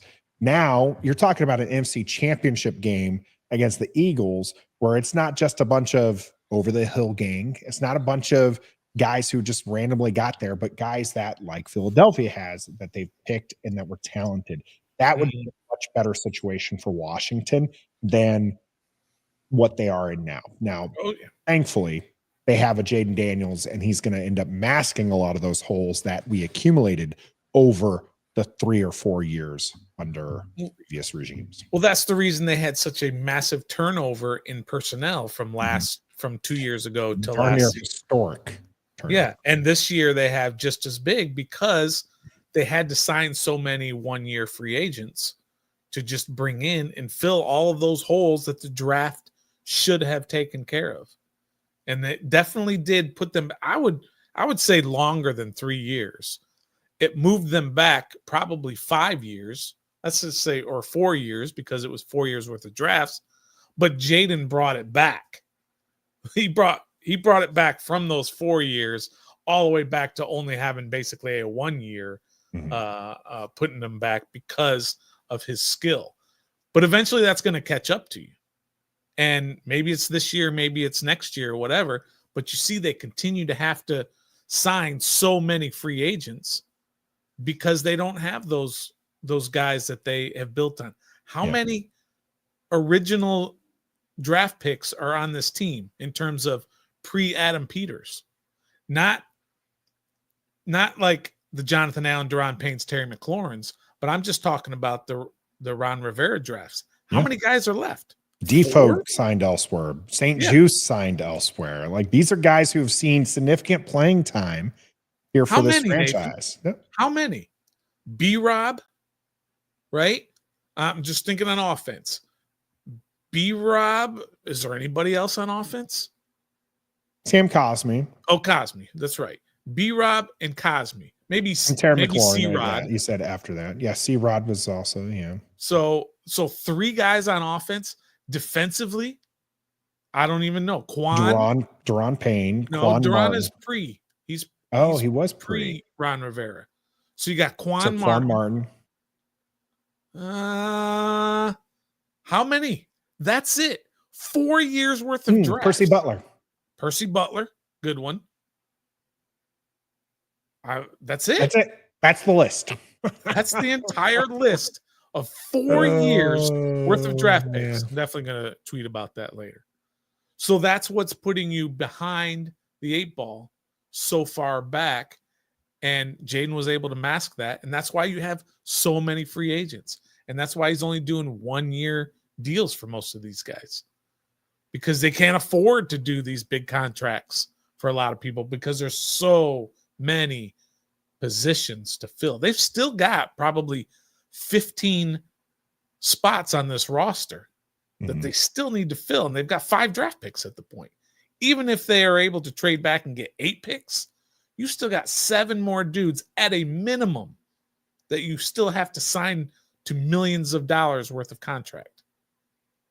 That's what the Ron Rivera roster did to them, the draft picks. Unbelievable. Grimjaw, again, appreciate the $10 super chat. Definitely a good question here. And Stoner, your talking points there, talking about how we need to fill these holes. Still a lot of holes to fill. So that's what we want to know.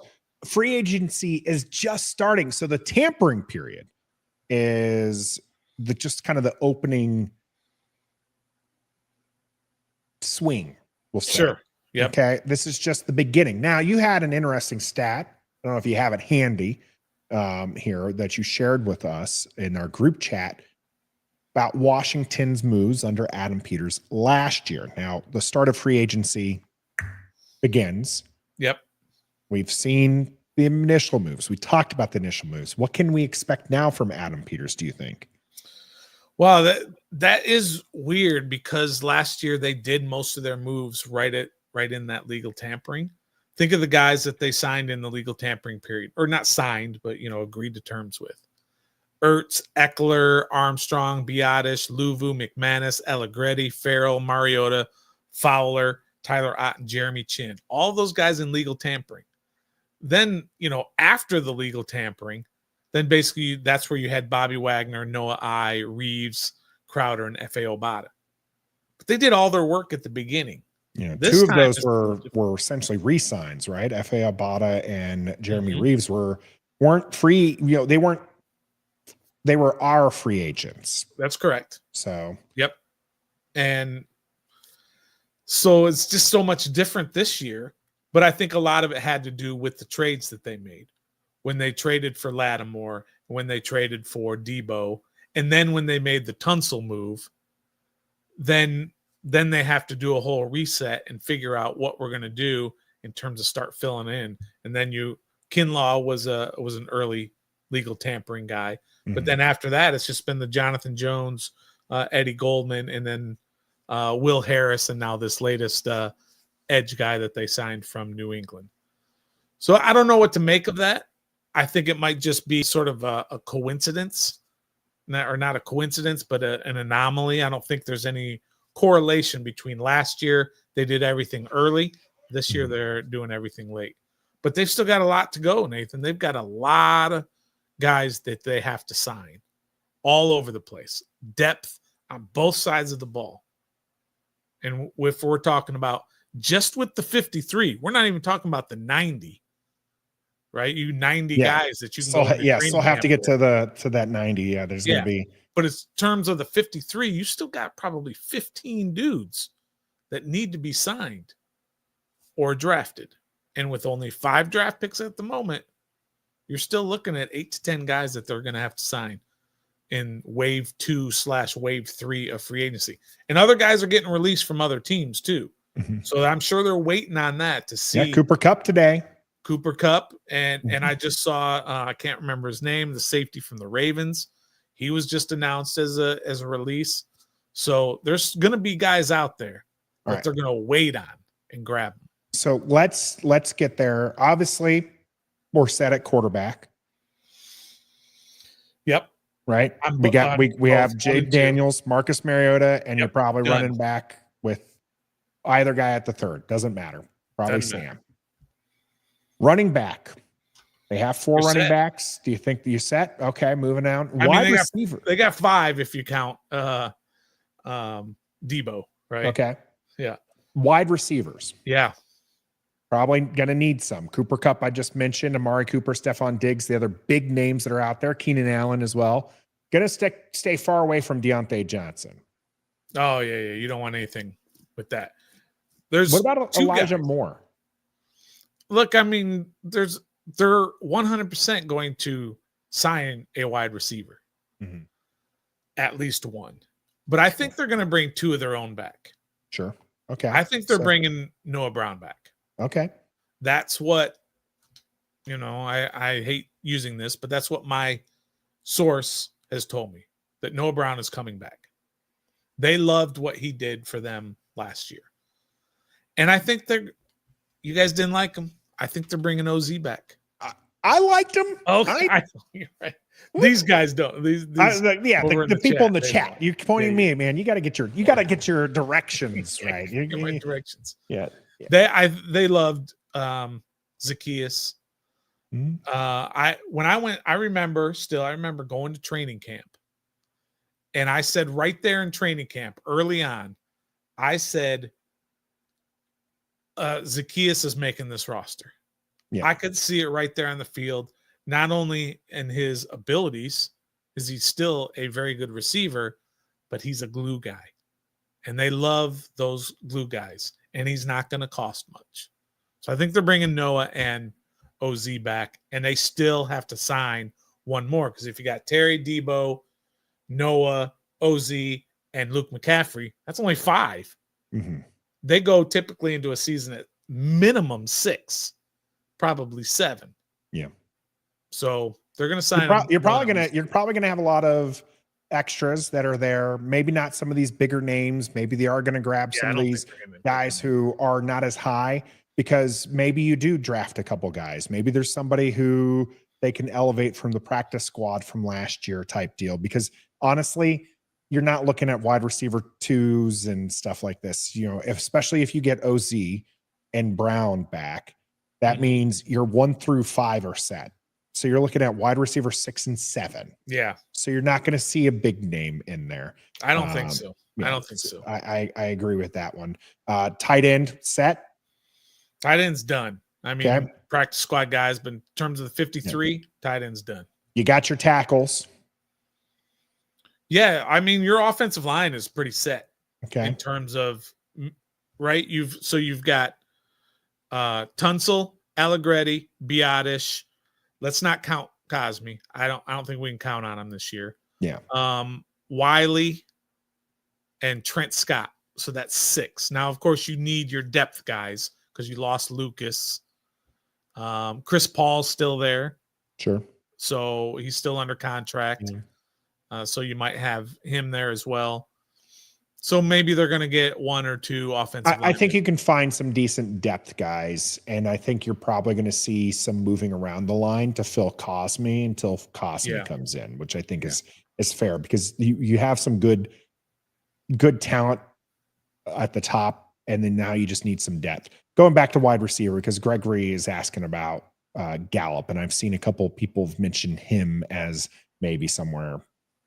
Dallas getting rid of Gallup. You like him, you want him, you moving on from him. Wide receiver 6, 7. I don't care. Yeah, and that's why I was just like, if you don't take OZ, you take like an Elijah Moore type deal, but realistically, Gallup doesn't fit in the 5 that we listed, right? Noah Brown and OZ filling out the rest of the top 5, and Gallup doesn't replace them, and Gallup is not a wide receiver 6 here. You're going to go younger and healthier than Gallup. Yeah, probably. He didn't even play last year. He retired because of injuries, but so he didn't even play. All right. How about edge? Still out there, Von Miller, Zadarius Smith, Azeez, Ojolari, Dante Fowler Jr., who's mad at the team. Matthew Judon is out there, Preston Smith. Any of these guys or anybody who you might know that's still out there that you would like to come here to play in Washington? I mean, no. Jamin Davis. Is Jamin Davis out there? He's out there. Oh, my gosh. So many Redskins and Commanders with Preston and him. And Chase got signed. I forgot Chase got signed. But, I mean, they're going to sign a guy like they just did, a Dietrich Wise kind of guy. Because I really, truly believe that that's who they're picking at 29 or wherever they're picking their first. They're spending a high draft pick on an edge. I truly believe that. I'm not going to say at 29, Stoner, but I will put whatever is down. Their first pick. No, I would put $1 that within the first. What's our second round? What's our second pick? Do you know? 61, I believe. 61. Okay. In the top 50 picks, they are taking a edge rusher. Okay. So you're the only way they're not doing it at 29 is if they trade back and get 2 picks and could trade up. You could possibly go into your second first rounder. Yeah. They will take one before their pick at 61. Okay. Will. Yeah. I mean, they have to. Because what they have now is they've got Armstrong, Wise. They've got their 7th rounder from last year from Notre Dame. I can't even remember his name, but it's a French name. I'll just call him Jean-Luc Dubois, who is who plays for the Capitals. I can't remember what his name is, but that's how impactful. Jean-Baptiste. Yeah, Jean-Baptiste. So they got him and Armstrong under contract, and now Wise that they just signed. That's 3 edge guys. So, yeah, they're going to need to get another one there. And then tackles, and they've got Newton, Payne, Kinlaw, Goldman. Is it Goldman? Yeah, Goldman. Yeah, Goldman. And you got a couple of guys, I believe, from last year as well. some of those guys that you picked up late. Yeah, but I don't think they're under contract. Are they not? Yeah, like Sheldon Day or Holmes. I can't remember Holmes' first name. Rayshawn Holmes, I believe. No, that's a Wizards guy. I'm conflating different sports, but you're gonna. I think that on defensive line, I don't think that you need, or interior, I don't think that you really need. I don't think you need. We're not going to see another name that's going to be recognizable. That we're going to be like, okay, yep, we're good here now. That's the guy that we needed to fill that spot, right? Yep. Linebacker. You only got 3. Yeah, I just Wagner, Luvu, and McGee. By the way, Cody Barton signing with Tennessee Titans, 3 years, $21 million. Maybe Hampton can be considered a linebacker. He's kind of a linebacker safety hybrid type guy. So maybe they have 4. I don't know how much they like. They really like their pick from last year. McGee. They really like him. I feel like that's a position that they feel they're fairly decent on, and including the depth. All right, cornerback. You got Jones. You liked Jonathan Jones. You obviously traded for Lattimore. You got Mikey. Yep. Does Noah I come back? Does Iggy come back? I'd like that. I thought he played pretty darn well. And if he's cornerback 4, that's what he was essentially picked up as, right? Yeah. Him and Mike Davis were fighting for that. He won out. Yeah. I thought that he played really well. Right. And honestly, I want him back in there. I know Gregory would agree with me, but bring back Iggy. I think that was an excellent worked out. He's got the pedigree, and I think that he played fairly well for Washington last year. I put up here before the Jones deal, not somebody I wanted, but somebody volatile, which is Samuel Jr. A lot of people seem out on him, but would you throw a flyer in for him? No. He's an explosive ball hawk guy. Yeah, but he doesn't fit their mold, what they're looking for on defense. He's not a physical corner, right? He's not bad tackler. Yeah.